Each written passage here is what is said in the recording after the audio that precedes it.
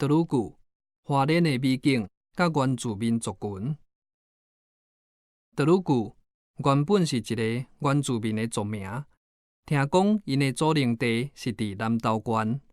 以后才迁徙来到花莲的日木溪这带。以早因互人归属伫台湾。2004年正月，正名做塔鲁国族，是台湾原住民族的第12族。德鲁固族的人本地就是真够拍蜡的民族，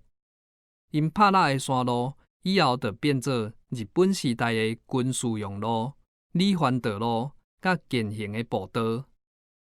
战后的1956年7月，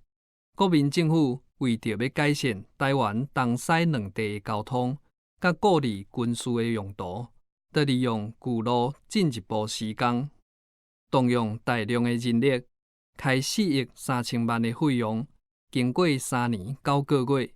伫1960年4月才完成中部环贯公路。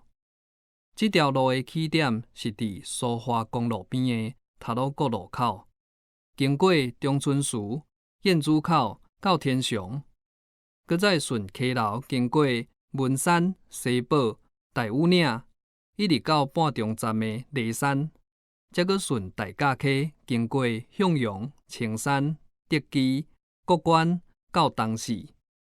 总长度277公里，是迄当时东西向主要的公路。毋过，人讲千算万算，毋达到天一话。1999年的921大地震，这条公路一半较低，就安尼报销去啊！好佳在有留落来花莲到天祥这段真水的风景区，